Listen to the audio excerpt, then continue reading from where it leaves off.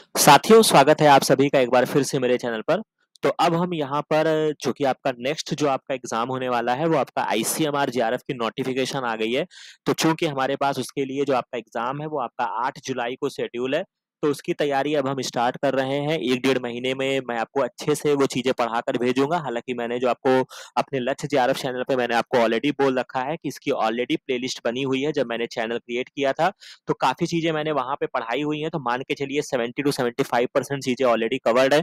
तो उन चीज़ों को आप देखते जाइए और उसके अलावा जो नई चीज़ें बची हुई हैं या कुछ और भी तरीके से मुझे बताना है, वो मैं कवर करूँगा। इसके अलावा आईसीएमआर की प्रिपरेशन के लिए आपको जो भी मैंने डीबीटी के टाइम पर बताया है, इसमें आप न्यूमेरिकल्स को अगर आप छोड़ देंगे, उसके अलावा बेसिक सारी चीज़ों को आपको पढ़ के जाना, क्योंकि मैं वही चीज़ों को बार-बार नहीं पढ़ाऊँगा। पहली चीज़ मॉलिक्यूलर बायोलॉजी, इम्यूनोलॉजी, यहाँ से आपको काफ़ी क्वेश्चंस देखने को मिलेंगे, तो उन चीज़ों को रोज़ रिकॉल करते रहिए, उनको अपना पुख्ता कर लीजिए। बायोसिंथेटिक पाथवे है, टूल्स, टेक्निक है, ये सारी चीज़ें ऑलरेडी चैनल पे अवेलेबल हैं।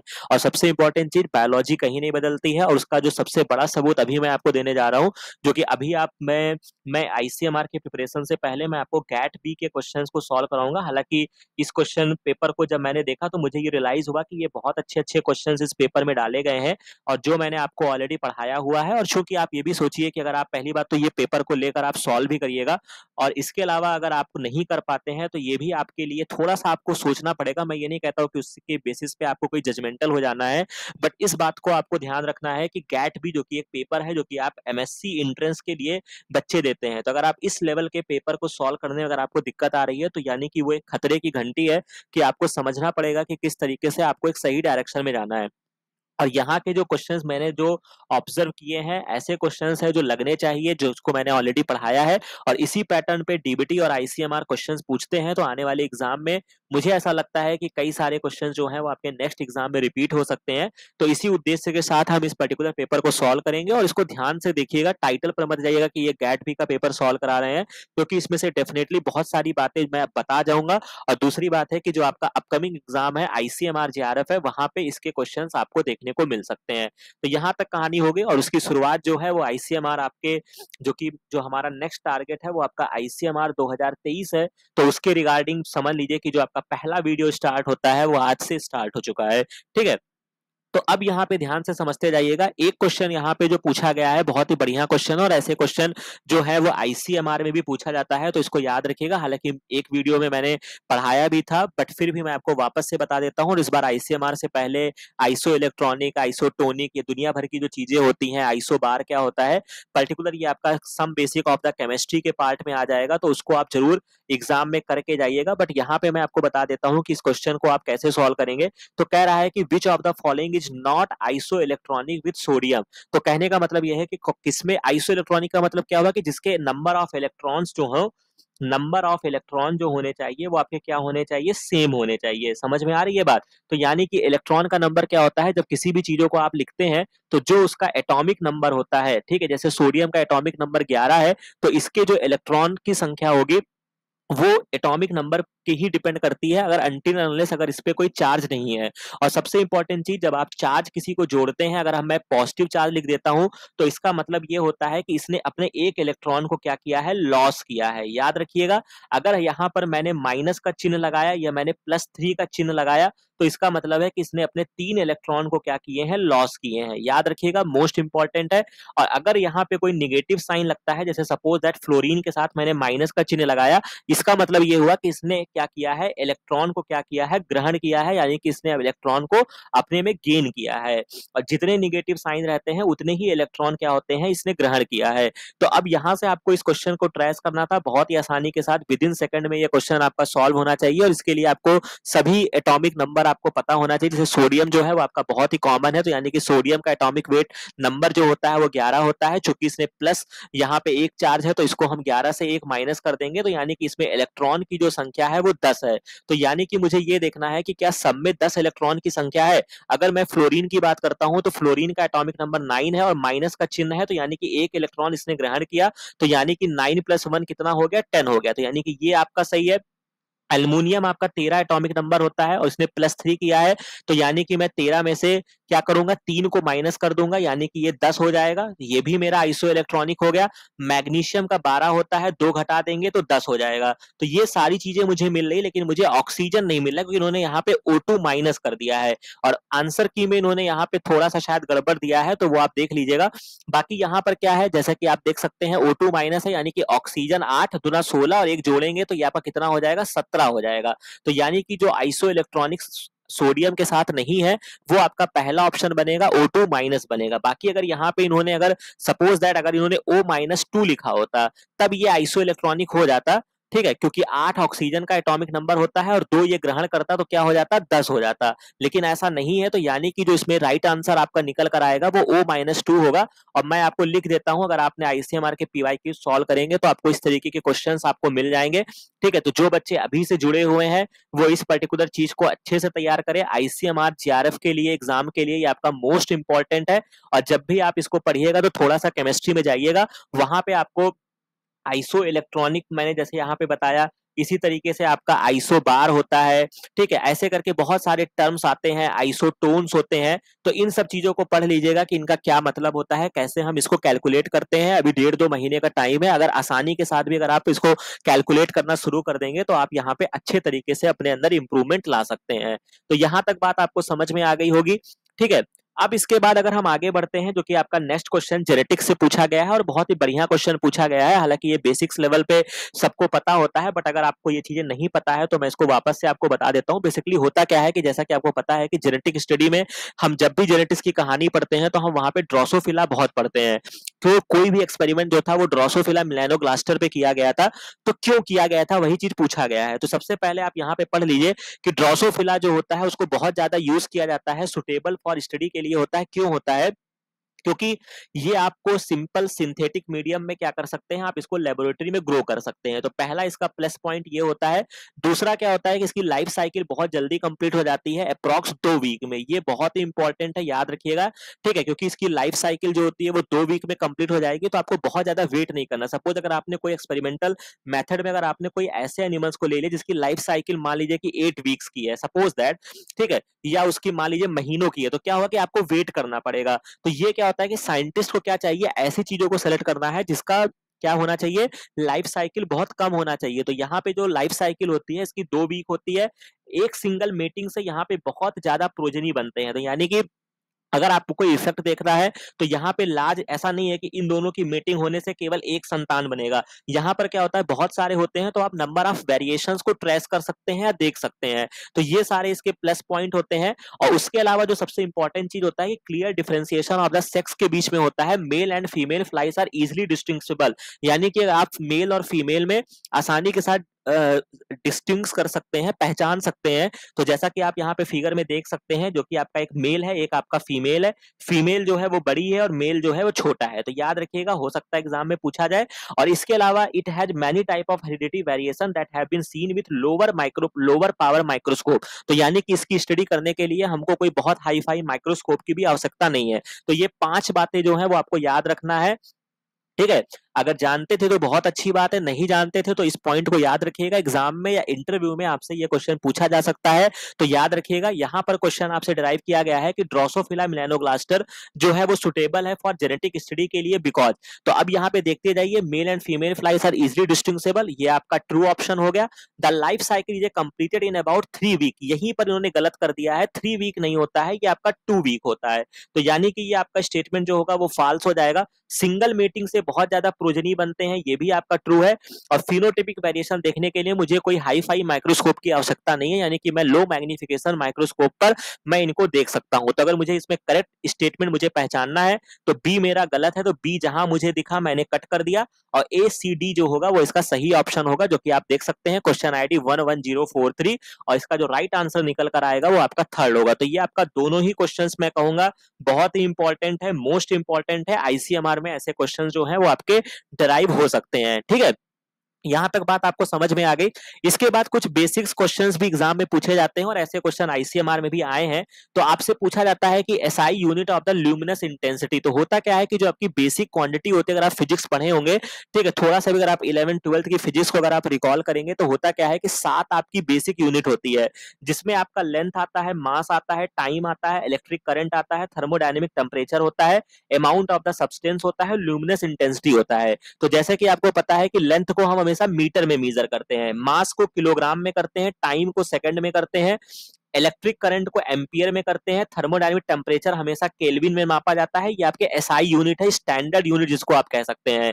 समझ रहे हैं? इसको याद रखिएगा, बहुत इंपॉर्टेंट है, क्योंकि कभी भी अगर आपने याद करिए केमिस्ट्री में जब आप कभी कोई क्वेश्चन को सॉल्व करते थे, अगर टेम्परेचर डिग्री सेल्सियस में दिया होता था तो हम क्या करते थे, उसमें 273 जोड़ के उसको कैल्विन में कन्वर्ट करते थे। समझ रहे हैं? तो जो आपका एग्जैक्ट जो एसआई यूनिट है वो आपकी कैल्विन है। इसी तरीके से किसी अमाउंट ऑफ द सब्सटेंस अगर आपको बताना है तो मोल होता है। ठीक है, जो आप क्वेश्चन से परेशान रहते हैं, मोलैरिटी आपसे पूछी जाती है, मोल पूछी जाती है, क्यों पूछी जाती है? इसीलिए पूछी जाती है कि जो आपकी 7 स्टैंडर्ड यूनिट है, अगर मुझे मोल को बताना है, अमाउंट ऑफ द सब्सटेंस को बताना है, तो मैं क्या कहूंगा, मोलैरिटी की बात करूंगा या मोल की बात करूंगा। उसी तरीके से आपकी ल्यूमिनस इंटेंसिटी एक होता है, जिसका जो आपका एसआई यूनिट होता है वो आपका कैंडेला होता है, जिसको हम सीडी से डोनेट करते हैं। तो यहीं पर ये आपका आंसर छिपा है।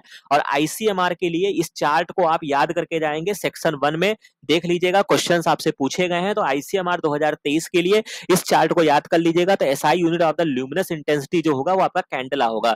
मोल आपको पता चल गया, अमाउंट ऑफ द सब्सटेंस होता है। जूल और वॉट आपको पता है, वॉट जो होता है ये आपकी पावर की यूनिट होती है, और जूल जो होती है ये आपकी वर्क की यूनिट होती है। तो याद रखिएगा, बहुत ही बेसिक इंफॉर्मेशन है, थोड़ी सी फिजिक्स आपको पढ़नी पड़ेगी। इसी तरीके से आपके ग्लोबल वार्मिंग, जो कि आपको मैंने ऑलरेडी बता रखा है, ओजोन डिप्लेशन का वीडियो अवेलेबल है, वहां से जाएंगे तो आपको ग्लोबल वार्मिंग का पिक्चर मिल जाएगा। ग्रीन हाउस इफेक्ट हो गया, इन चीजों को डिटेल में पढ़ के जाइएगा एग्जाम में। तो एक्चुअली में होता क्या है कि कह रहा है कि which two gases together contribute maximally to the global warming. तो ग्लोबल वार्मिंग में मैंने यहाँ पे एक फिगर लगा दिया है, इसको बहुत अच्छे से समझ लीजिएगा। एक्चुअल में होता क्या है, ये फिगर बहुत ही इंपॉर्टेंट है। यहाँ पे 4 मेजर गैस आपकी ग्लोबल वार्मिंग में इन्वॉल्व होती है। एक आपका CO2 होता है जो 60% इन्वॉल्व होता है, उसके बाद मीथेन आता है, फिर क्लोरोफ्लोरोकार्बन है जो कि आपके कहां से निकलती है, रेफ्रिजरेटर से निकलती है, याद रखिएगा। ठीक है, और इसके अलावा आपका नाइट्रस ऑक्साइड जो होता है ये आपका N2O होता है। तो सबसे ज्यादा परसेंटेज अगर आप देखने जाएंगे तो कौन मिलेगा आपको, कार्बन डाइऑक्साइड मिलेगा और मीथेन का मिलेगा। तो ये आपका चौथे ऑप्शन में रखा हुआ है, ये आपका राइट आंसर निकल के आ जाएगा। तो याद रहेगा, याद रखिएगा, बहुत ही इंपॉर्टेंट क्वेश्चन है। इसके बाद एक क्वेश्चन आपसे और पूछा गया है, जेन्युइन कैलकुलेशन का है। क्योंकि इस तरीके का क्वेश्चन मैंने इसलिए उठाया है क्योंकि इसी तरीके का एक क्वेश्चन अगर आप जाके देखेंगे तो आईसीएमआर के 2021 या 20 के पेपर में है, मैंने सॉल्व कराया हुआ है क्वेश्चन। तो ऐसे क्वेश्चन आईसीएमआर पूछता है कि ड्रग डिलीवरी को लेकर, तो इसी वजह से इसको सॉल्व कर लेते हैं। यहाँ पे कह रहा है कि you are supplied with a pain relieving drug है, जिसका मॉलिक्यूलर वेट आपको दिया गया है, फॉर्मुलेशन जो है वो आपका 5 mg/ml है। ठीक है, मतलब उसका मॉलिक्यूलर वेट है, और आपको जो देना है वो 5 mg मतलब 5 मिलीग्राम आपको 1 ml में देना है। तो एक पेशेंट है जिसका प्लाज्मा वॉल्यूम आपका 2.5 लीटर है, और इनिशियल डोज उसको 20 माइक्रोमोलर देना है, तभी उसको इमीडिएट रिलीफ आएगा। तो आपको कितना सोल्यूशन चाहिए इसको इंजेक्ट करने के लिए? तो ये क्वेश्चन बहुत ही बढ़िया है, इसको समझिएगा। इसको समझने के लिए आपको क्या करना होगा, जैसे कि मैं आपको इसको अच्छे से नए पेज पर बता देता हूं। जैसा कि आप यहाँ पे देख सकते हैं, सबसे पहले आपको क्या करना होगा, मोलैरिटी निकालनी होगी। पर्टिकुलर इस चीज की मोलैरिटी निकालनी होगी जो उसके प्लाज्मा वॉल्यूम की है। यहां से मुझे वेट चाहिए, जैसे आपको ये मोलैरिटी दे दिया गया है, लीटर दिया गया है, लेकिन मुझे वेट नहीं पता है। ठीक है, तो यानी कि मुझे क्या करना है, अगर मैं मोलैरिटी के फॉर्मूले में जाऊं तो मोलैरिटी जो होता है वो वेट अपॉन मॉलिक्यूलर वेट होता है, और वॉल्यूम जो होता है वो हमेशा लीटर में रहता है। यही तो मैंने आपको डीबीटी के टाइम पे समझाया था। अब मोलैरिटी क्या है, 20 माइक्रोमोलर है, यानी 20 इंटू 10⁻⁻6। अगर मैं इसको लिखना चाहूं, वेट कितना है, वेट मुझे जो है वो फाइंड आउट करना है। मॉलिक्यूलर वेट जो है वो मेरा 300 है, और इसके अलावा अगर मैं आगे बढ़ता हूं तो 2.5 लीटर जो होगा ये मेरा क्या है, वॉल्यूम है। अब मुझे सिंपल सा क्या करना है, इसकी मोलैरिटी निकाल लेनी है। तो मोलैरिटी नहीं निकालनी है मुझे, इसका वेट निकालना है। यहां से मुझे क्या फायदा होगा, यहां से जो मेरे को निकल कर आएगा, मेरे को वेट निकल कर आएगा। तो अगर मैं वेट के टर्म में जाता हूं तो मुझे सिंपल सा क्या करना है, इन सारी चीजों को मल्टीप्लाई कर देना है, यानी 20 इंटू 10⁻⁻6 इंटू 300 ही था शायद। ठीक है, 300 इंटू 2.5, अब इसको देखते जाइए कैसे इसको सॉल्व करेंगे। तो सबसे पहले ये पॉइंट हटा दीजिए, एक जीरो बढ़ा दीजिए, ये जीरो इससे कट गया। इसके बाद मुझे क्या करना होगा, यानी कि आप इसको मल्टीप्लाई करिए, 30 को 20 से मल्टीप्लाई करेंगे तो यानी कि 3 दूना 6, और ये आपका 600 हो गया, इंटू 25 हो गया, इंटू 10⁻⁻6। बहुत ही आराम से कैलकुलेशन करिए, एकदम समझ में आएगा। 25 को 6 से मल्टीप्लाई करेंगे तो ये आपका 150 हो जाएगा, 2 जीरो आगे बढ़ा दीजिए, 10⁻⁻6। तो ये आपकी कहानी हो गई। अब मुझे क्या करना है, ये 10⁻⁻6 है, नीचे जाएगा। अगर मैं इसको काटना चाहूं तो ये 3 जीरो मेरा इससे कट जाएगा, तो यानी कि 15 इंटू 10⁻⁻3 आएगा। अब चूंकि अगर मैं इसको लिखना चाहूं तो मैं इसको क्या लिख सकता हूं, 0.015 क्या लिख सकता हूं मैं, ग्राम लिख सकता हूं। ठीक है, समझ में आ रही है बात। तो यानी कि अगर मैं 50 इंटू 10⁻⁻3 को ऐसे ही तो लिखोगे 50 डिवाइडेड बाई द 1000, तो अगर मैं इसको लिखना चाहूं तो 0.015 ग्राम। ठीक है, ये मैंने कर दिया। अब मुझे क्या बताया जा रहा है, मुझे ये कहा गया है कि जो आपका सॉल्यूशन है उसकी जो है वो 5 mg पर ml है। तो यानी कि ये आपका 5 mg है, और ये भी जो हमारी जो यहाँ पे मुझे जो वेट मिला है वो मुझे ग्राम में मिला है। तो मैं क्या करूंगा, mg को सबसे पहले ग्राम में कन्वर्ट करूंगा, यानी 5 को मैं 1000 से डिवाइड कर दूंगा, तो ये कितना हो जाएगा, 0.05 ग्राम हो जाएगा। समझ में आ रही है बात, बहुत ध्यान से समझिएगा, हालांकि थोड़ा ट्रिकी क्वेश्चन है बट फिर भी समझ लो, आईसीएमआर ने ऐसे क्वेश्चंस पूछे हैं। ठीक है, तो जेन्युइन मोलैरिटी का ही खेल है। अब आपको क्या करना है, तो 5 mg पर ml है, यानी कि 0.005 ग्राम अगर आपको देना है तो उसको आपको कितने में डिसॉल्व करना है, 1 ml में करना है। तो अगर मैं 1 ग्राम को डिसॉल्व करना होगा तो मैं 1/0.005 करूंगा, लेकिन मुझे देना कितना है, 0.015 ग्राम मुझे देना है। तो मैं क्या करूंगा, 1 डिवाइडेड बाई 0.005 इंटू 0.015, यानी कि 3 अंक बाद यहां भी दशमलव है, यहां भी दशमलव है, ये आपका हट जाएगा, और 5 को 15 से काटेंगे तो ये आपका 3 आ जाएगा। तो यानी कि 3 ml जो होगा वो मुझे चाहिए होगा। तो इसका जो राइट आंसर निकल कर आएगा वो आपका 3 ml होगा। क्वेश्चन आईडी आपकी 11026 है, और इसका जो राइट आंसर निकल कर आएगा वो आपका थर्ड ऑप्शन होगा। समझ में आ रही है बात, कहीं पर कोई कंफ्यूजन है तो बताइए। ठीक है, अब इसके बाद नेक्स्ट क्वेश्चंस की तरफ अगर हम आगे बढ़ते हैं, जो कि आपसे पूछा गया है कि मोलैरिटी का एक क्वेश्चन और पूछा गया, और यहाँ पे इंटरेस्टिंग चीज है कि मैंने आपको मोलैरिटी और मोलैलिटी ये दोनों चीजें बताई थी। मोलैरिटी तो आपका जब किसी चीज को अगर आप लीटर में डिवाइड करते हैं, लिक्विड में डिसॉल्व करते हैं, तो उसको हम मोलैरिटी बोलते हैं। और जब हम मोलैलिटी की बात करते हैं तो जो हम डिसॉल्व करते हैं वो हम किसमें करते हैं, ग्राम या किलोग्राम वाले सब्सटेंस में, सॉल्वेंट में हम डिसॉल्व करते हैं। अगर मैं सिंपल सा कहना चाहूं तो वहां पे जो मेरा रहता है, वहां पे मेरा क्या रहता है, वहां पे मेरा क्या रहता है, वहां पे मेरा सोल्यूट रहता है। ठीक है, तो अगर मैं उसको डिफाइन करना चाहूं तो इस तरीके से करते हैं, बाकी फॉर्मूला एकदम सेम रहेगा। मोलैलिटी अगर मुझे निकालनी है तो मैं क्या करूंगा, वेट मुझे दिया गया है 3 ग्राम दिया गया है, मॉलिक्यूलर वेट मुझे एसिटिक एसिड का पता होना चाहिए। अब एसिटिक एसिड का जो फॉर्मूला होता है वो CH3COOH होता है। इसको कैलकुलेट करेंगे तो ये आपका 60 आ जाएगा। ठीक है, कैलकुलेट करके देख लीजिएगा, और ये कुछ कॉमन चीजें हैं, आपको पता भी होना चाहिए। ठीक है, और 100 ग्राम है, यानी कि जैसे आप वहां पे लीटर और ml वाली कहानी करते थे, बस यही करना है। यहाँ पे आपको ग्राम में दिया है तो आप इसको किलोग्राम में चेंज कर लीजिए, यानी कि आप इसको 1000 से डिवाइड कर दीजिए, तो ये आपका कट जाएगा, ये आपका 10 हो जाएगा, ये आपका 6 हो जाएगा, ये आपका 2 हो जाएगा। तो यानी कि 1/2, यानी कि मैं इसको क्या लिख सकता हूँ, 0.5। ये कहीं ऑप्शन में दिख रहा है, यहाँ पे दिख रहा है मेरे को, ये ऑप्शन मेरा क्या हो जाएगा, सही हो जाएगा। ठीक है, तो मोलैरिटी मोलैलिटी बहुत ही इंपॉर्टेंट है, याद रखिएगा, एग्जाम में क्वेश्चन आपसे पूछा जाएगा। इसके बाद एक क्वेश्चन आपसे और पूछा गया है जो मुझे बहुत ही बढ़िया लगा, कि इन्होंने सीधी बातें ना कह के शायद बच्चों को घुमाया है, और खासतौर से अगर जो एमएससी वाले स्टूडेंट रहे होंगे जो एंट्रेंस के लिए जा रहे हैं, उनके लिए काफी हाई फाई क्वेश्चन था।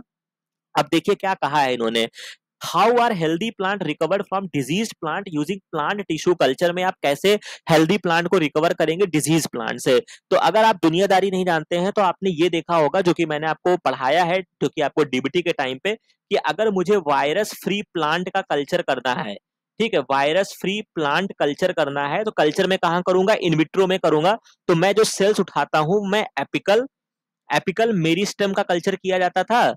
क्यों किया जाता था, क्योंकि यहां पर क्या होता था, ऑक्सिन और साइटोकाइनिन का लेवल ज्यादा होता था, जिससे क्या होता है, रैपिड डिवीजन होता है। ठीक है, ये कहानी थी, जिससे क्या होता है कि वायरस वगैरह ग्रोथ नहीं कर पाते हैं, ये इसका बेसिक कॉन्सेप्ट था। तो चूंकि आपको क्या करना है, प्लांट को ग्रोथ कराना है, जिसमें आपको हेल्दी प्लांट को रिकवर करना है डिजीज प्लांट से, तो आपको क्या करना होगा, आपको एपिकल और एक्सिलरी मेरिस्टेम को कल्चर करना होगा डिजीज प्लांट इन विट्रो। तो यानी कि आप यहाँ पे देख सकते हैं, हालांकि बेसिकली एपिकल होता है, बट कभी ऑप्शंस अगर घुमाएगा तो आप एक्सिलरी पर भी टिक कर सकते हैं, ठीक है। लेकिन जो आपका मेजर किया जाता है वो आपका एपिकल मेरिस्टेम होता है। तो यहां तक कहानी आपको समझ में आ गई होगी। अब इसके बाद एक मैचिंग का क्वेश्चन है, ये मैंने लगा दिया है क्योंकि आपको इसमें बहुत ही बेसिक तरीके से आप इस क्वेश्चन को ट्रेस कर सकते हैं। जैसे कि आपको क्या करना है, जैसे कि फॉर एग्जांपल यहाँ पे आपको सेलोबियोज दिख रहा है, तो यानी कि ये आपका कार्बोहाइड्रेट है, और कार्बोहाइड्रेट का जो फॉर्मूला होता है CnH2nOn होता है। तो यानी कि देख लीजिए कहीं पे आपको ऐसा मिल रहा है, सी ऑप्शन में मिल रहा है C12H22O11, बेसिकली आपका ये सेलुलोज का या कह सकते हैं या माल्टोज का ये आपका फॉर्मूला होता है, शुगर का फॉर्मूला होता है, ठीक है। तो यानी कि सी का मुझे क्या करना है, पहले ऑप्शन से मिलाना है। अब यहाँ पे देख लीजिए दो ऑप्शंस कट गए, इन दोनों में दे रहा है। इसके बाद जो आपका सोप होता है वो आपका बेसिकली C17H35 COAANA होता है, ये आपने कभी पढ़ा होगा जब आप सोप वगैरह केमिस्ट्री में पढ़ते हैं। तो बी को मुझे फोर्थ से लगा देना है, तो यहां से मेरा ये आंसर जो होगा वो निकल कर आ जाएगा। बाकी चीजों को क्या करेंगे, मैचिंग के साथ याद करते जाइएगा। हो सकता है कि टुकड़े में एग्जाम में आपसे पूछ ले, और किस तरीके से मैचिंग के क्वेश्चंस को सॉल्व करते हैं, मेरा बताने का उद्देश्य ये है। जरूरी नहीं है कि सारी चीजें पता ही हो, मुझे भी नहीं पता है कि Na6P6O18 मुझे नहीं ध्यान आ रहा है, लेकिन फिर भी मैंने दो चीजें, जो मेरा एक कार्बोहाइड्रेट जो मेरा बेसिक था, और उसके अलावा जो मैंने सोप कभी मैंने केमिस्ट्री में पढ़ा था कि सोप वगैरह में कैसे प्रिपरेशन करते हैं, तो वहां आपने याद करिए जब आपका सपोनिफिकेशन सोपनिफिकेशन रिएक्शन होता है तो वहां पे सोडियम या पोटेशियम ही लगाया जाता था, ठीक है। तो ये चीजें याद रखने से आपका क्वेश्चन जो होगा वो आपका सॉल्व हो जाएगा, और बाकी चीजों का क्या आंसर है उसको अपनी कॉपी में नोट डाउन कर लीजिए। इसके बाद ये क्वेश्चन जो है ये बहुत ही शानदार है, मैं इसको स्टार दूंगा, ठीक है। मतलब दिल खुश कर दिया है इन्होंने, मतलब जितना स्टार मैं इसमें लिखूं उतना ही कम है। और ये क्वेश्चन डीबीटी ने डराइव कहां से किया है वो भी मैं आपको बता सकता हूं, ठीक है। मतलब ये जो क्वेश्चन है ये आपका इसी तरीके का क्वेश्चन आपका डीबीटी जेआरएफ 2021 या 22 में पूछा गया है, जो मैंने आपको ऑलरेडी सॉल्व कराया है। यहाँ पे ये कहानी बना के कह रहे हैं कि आपकी मोनोक्लोनल एंटीबॉडी है जो हेट्रोलॉगसली एक्सप्रेस की जा रही है E coli and Chinese hamster ovary cell line में। कहने का मतलब है हेट्रोलॉगसली का मतलब मैंने आपको कोडान बायस का, जो अगर आप एक एक वीडियो मेरे देख रहे हैं तो कनेक्ट करते जाइएगा। अगर मैंने कोडान बायस जो आपको पढ़ाया था, जो भी डीबीटी जेआरएफ का क्वेश्चन था, पहले पेपर में जो सेक्शन ए में क्वेश्चन था उसको मैंने डिस्कस किया था, तो वहां पे हेट्रोलॉगस वर्ड आया था, और जब भी आप रिकॉम्बिनेंट टेक्नोलॉजी करते हैं तो वो हेट्रोलॉगस यूज किया जाता है, क्योंकि आप क्या करते हैं कि आपकी कोई प्रोटीन है, सपोज दैट आप मेरी कोई इंसुलिन प्रोटीन है जो मुझे ह्यूमन के लिए चाहिए, लेकिन मैं उसको ग्रो करा रहा हूँ ई कोलाई में, तो यानी कि सिस्टम तो अलग अलग हो गया ना, तो ये होमो थोड़े है, ये तो हेट्रोलॉगस सिस्टम हो गया ना। तो ये जो टेक्निकल वर्ड है इसका ये मतलब हुआ। अब आगे बढ़ते हैं, the recombinant protein obtained were purified किया गया and were found to be structurally identical है। However, the protein expressed in E. coli was not functionally active. The reason could be, कहने का मतलब है कि आपको एक्सप्रेस कराया गया कोई एक एंटीबॉडी है जो E coli ovary cell line में कराई गई, रिकॉम्बिनेंट प्रोटीन को प्योरीफाई किया गया, और दोनों पाएगा कि वो स्ट्रक्चरली सिमिलर है, लेकिन जो प्रोटीन है वो ई कोलाई में एक्सप्रेस नहीं हो रही है।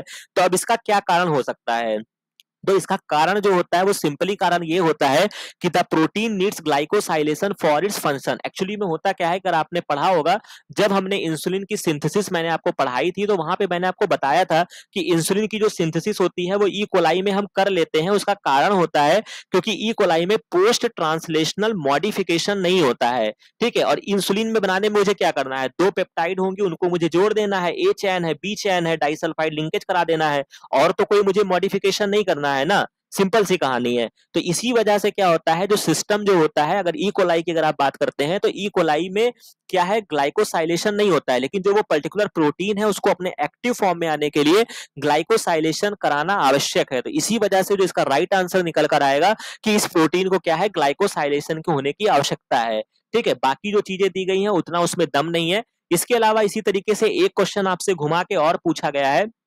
अब देखिए, which of the following is the best suited to express large amount of glycosylated protein. तो यानी कि अगर आपको कोई ग्लाइकोसाइलेटेड प्रोटीन को एक्सप्रेस कराना है तो आप कौन सा होस्ट लेंगे। तो अभी जैसे मैंने आपको बता दिया कि ई कोलाई में नहीं ले सकते क्योंकि वहां पे ग्लाइकोसाइलेशन नहीं होता है, तो ई कोलाई आपका कट गया, ठीक है। इसके अलावा लैम्डा फेज जो होता है ये भी आपके बैक्टीरियोफाज होते हैं, ये भी आपके कट जाएंगे। लेकिन जो आपका बकाइलो वायरस होता है यानी कि जो आपके वायरसेस होते हैं वहां पे ग्लाइकोसाइलेशन की प्रक्रिया होती है। तो यानी कि मुझे जो बेस्ट सूटेड मैं एग्जाम्पल लूंगा जो अपने कार्य कराने के लिए, वो मैं क्या लूंगा, बकाइलो वायरस लूंगा। तो बहुत ही अच्छा क्वेश्चन है, मैं तो कहूंगा कि ऐसे क्वेश्चन इनको डीबीटी जीआरएफ के पेपर में डालने चाहिए थे, जो इन्होंने बच्चों के साथ पूछ लिया है, गैट बी वाले स्टूडेंट के साथ। बट फिर भी ये क्वेश्चंस मैंने आपको ऑलरेडी पढ़ाए हुए हैं, नहीं विश्वास है तो जाके आप डीबीटी जीआरएफ के 2021-22 के पेपर को आप चेकआउट कर सकते हैं। वहां पे ऐसा ही क्वेश्चंस आपसे पूछा था, जहां पे मैंने आपको बताया था कि ई कोलाई जो होता है वहां पे ग्लाइकोसाइलेशन जो होता है वहां पे नहीं होता है। तो यानी कि कहानी आपको समझ में आ गई है। तो यानी कि वो प्रोटीन आपका एक्सप्रेस क्यों नहीं हुआ। और कभी भी जब आप ऐसे क्वेश्चंस आपके सामने आएंगे तो उसमें दो ही तीन कारण हो सकते हैं, या तो आपका प्रोटीन जो है वो ग्लाइकोसाइलेशन वाली स्टोरी होगी, और या तो फिर उसमें क्या होगा, कोडान बायस वाली स्टोरी होगी, जो डीबीटी का बहुत ही फेमस है। कि क्या होता है, कभी कभी पर्टिकुलर वो कोडान जो होता है उस सिस्टम में वो उस पर्टिकुलर अमाइनो एसिड को रीड नहीं कर रहा होगा। तो ये दो चार चीजें हो सकती हैं। तो ये बहुत ही इंपॉर्टेंट क्वेश्चन है, इसको याद रखिएगा। इसके अलावा आपका क्वेश्चन पूछा गया है, which of the following is generally not is a primary metabolite नहीं है। तो प्राइमरी मेटाबोलाइट आपका एंटीबायोटिक नहीं है, क्योंकि ऑब्वियस सी बात है कि क्या है, अमाइनो एसिड आपका प्राइमरी मेटाबोलाइट है, मतलब अमाइनो एसिड तो आपका मेन रिएक्शन में रोल प्ले करता है, पॉलीसेकेराइड हो गया, विटामिन हो गया। लेकिन एंटीबायोटिक्स जो होते हैं वो किसी चीज के बाई प्रोडक्ट भी हो सकते हैं, या सेकेंडरी मेटाबोलाइट जो होते हैं वो आपके एंटीबायोटिक के तरीके भी यूज किए जाते हैं। इसके बाद आपका मैचिंग का क्वेश्चन है। अब इसको भी कैसे आप सॉल्व कर सकते हैं, बीटी टॉक्सिन में आपको क्राई प्रोटीन, क्रिस्टलाइन प्रोटीन पढ़ाया था। तो डी को क्या करना है, सेकंड से आपको मिला देना है। देखिए दो ऑप्शंस में, तीन ऑप्शंस में दे रहा है, यहाँ पे आपका कहानी समाप्त नहीं होगा। इसके अलावा जो आपको नेक्स्ट ट्रेस करना है वो आपका क्या है, गोल्डन राइस, ये आपका पढ़ा हुआ है। तो गोल्डन राइस जो होता है यहाँ पे मुझे फायोटीन सिंथेस जीन की आवश्यकता होती है। तो ए का मुझे क्या करना है, थर्ड से लगा देना है, और यही ऑप्शन यहाँ पे दो जगह पे दिया हुआ है। अब इसके बाद फर्दर अगर आप जाते हैं ईपीएसपीएस, जो कि आपका मैंने आपको बताया था कि ये आपका पर्टिकुलर जो आपके कंपाउंड्स होते हैं जिसमें आपका यूज किया जाता है, जो कि आपके रिकॉम्बिनेंट टेक्नोलॉजी में हम यूज करते हैं। तो उसमें ईपीएसपीएस जो होता है आपका शिकीमेट पाथवे का इनहिबिटर वगैरह स्टोरी वाली याद आई। तो ये जो होता है ये बेसिकली जो होता है ये आपका क्या होता है, राउंड अप रेडी सोयाबीन बनाने के लिए होता है। और बार्नेज सिस्टम जो होता है ये आपका डीएमएच मस्टर्ड हाइब्रिड बनाने के लिए हम इसको यूज करते हैं। तो इसको याद रखिएगा, नेक्स्ट टाइम के लिए क्या करेंगे, आप इसको अपनी कॉपी पे नोट डाउन कर लीजिएगा। और ईपीएसपीएस जो है ये आपको बहुत बार मैंने आपको समझाया है, पढ़ाया है, जहां पे आपने बहुत सारे जो है आपने वायरस सेंसिटिव वाले जो कहानी मैंने बताई थी, आपके बहुत सारे जो आपके पर्टिकुलर आपके कंपाउंड्स होते हैं रिकॉम्बिनेंट टेक्नोलॉजी में, तो ये पर्टिकुलर वहां से क्वेश्चन था। डेफिनेटली ये क्वेश्चन जो है वो बच्चों को करना चाहिए।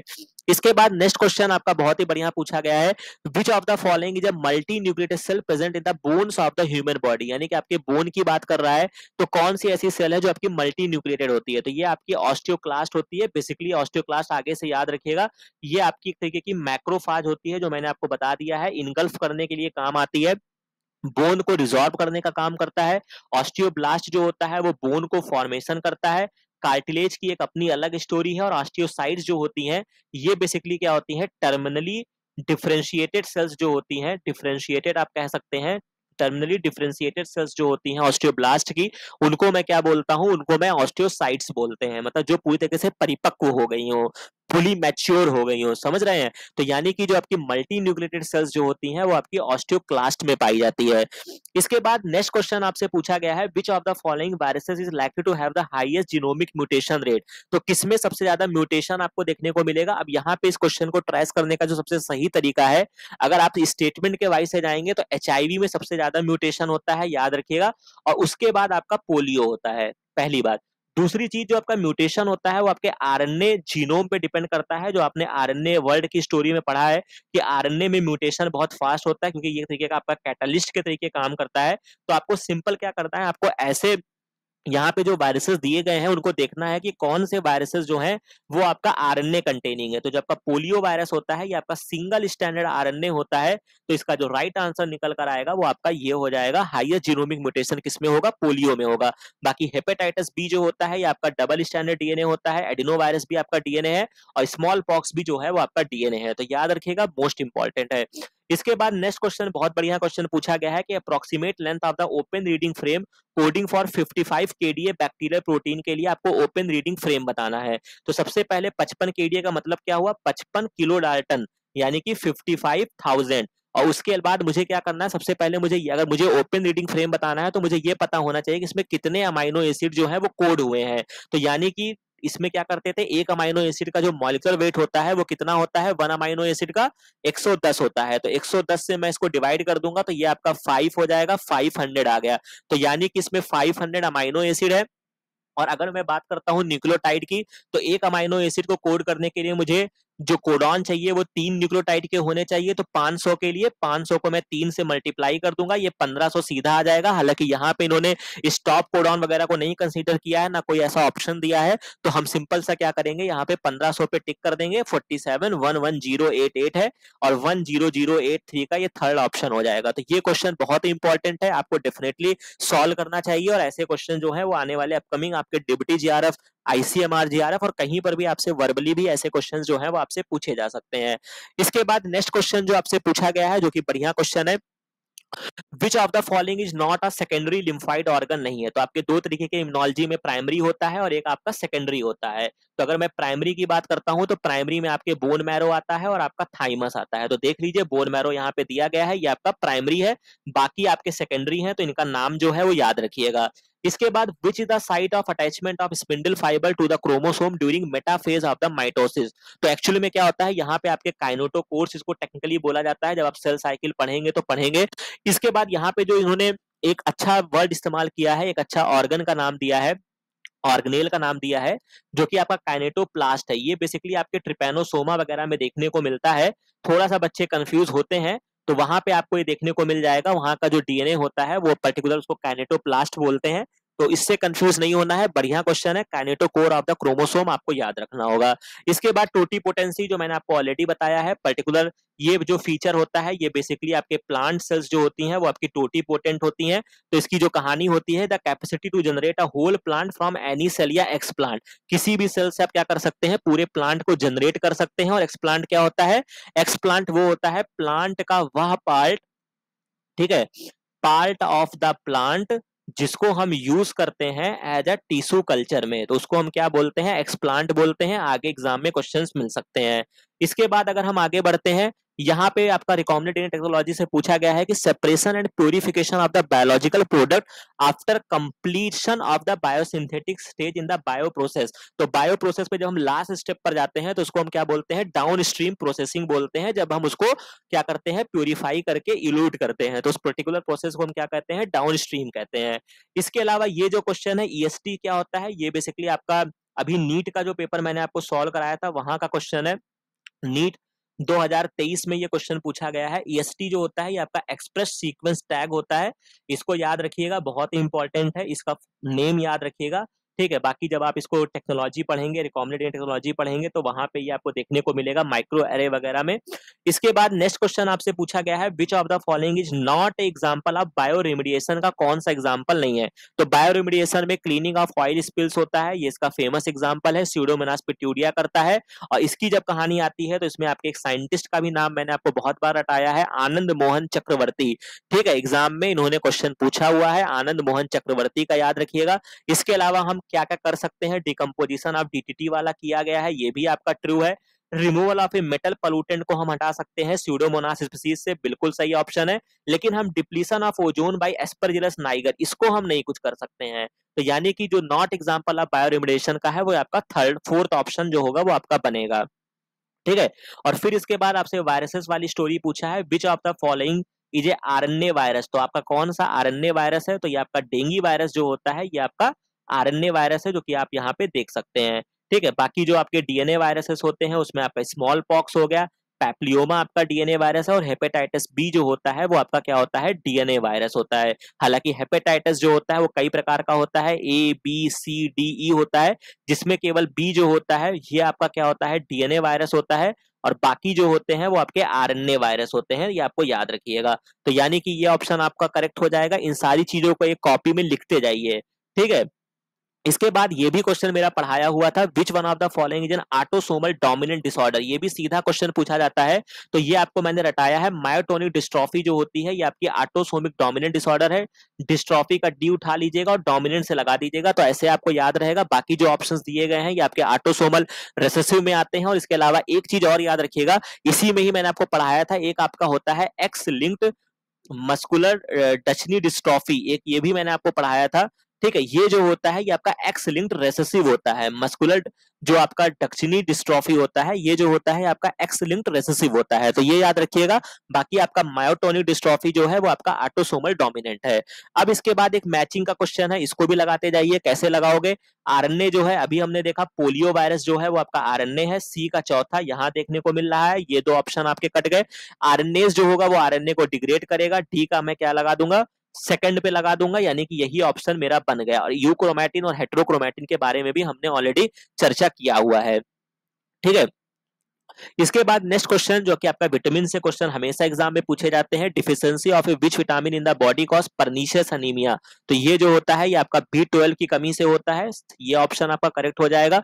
बाकी इसमें मैचिंग लगा दीजिए। रेस्ट्रिक्शन एंजाइम जो होते हैं वो आपके मॉलिक्यूलर सीजर्स होते हैं, ए का सेकंड हो गया, ये दो ऑप्शन आपके कैंसिल हो गए।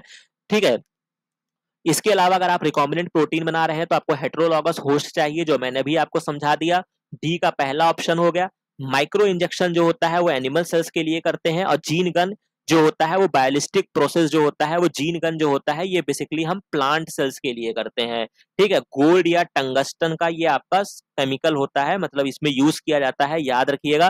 तो अब इसको मिला लीजिए, ये आपका पहला ऑप्शन जो होगा वो आपका करेक्ट हो जाएगा। तो यहां तक हमने कुछ पार्ट को डिस्कस किया है, बाकी नेक्स्ट पार्ट में हम इसके कुछ और क्वेश्चंस को डिस्कस करेंगे, तो आपको काफी अच्छा लगा होगा। काफी इंपॉर्टेंट और भी अच्छे अच्छे क्वेश्चंस हैं जो मैं यहाँ पे डिस्कस आपके साथ करूंगा, तो इसको अच्छे से समझिएगा। एक नई जर्नी आपकी आईसीएमआर की स्टार्ट हो गई है। तो आज हमने आइसो इलेक्ट्रॉनिक को समझ लिया, ड्रोसोफिला को हम क्यों लेते हैं उस पर्टिकुलर चीज को हमने सर ने समझा दिया है, जिसको हम याद रखेंगे। आइसो इलेक्ट्रॉनिक को लेके सर ने इंपॉर्टेंट करवा दिया है, वो मैं याद रखूंगा। ठीक है, मैं 7 यूनिट्स को याद रखूंगा। ग्रीन हाउस में किसकी परसेंटेज क्या है वो मैं याद रखूंगा। क्वेश्चंस कैसे सॉल्व कर सकते थे उसको मैं देखूंगा।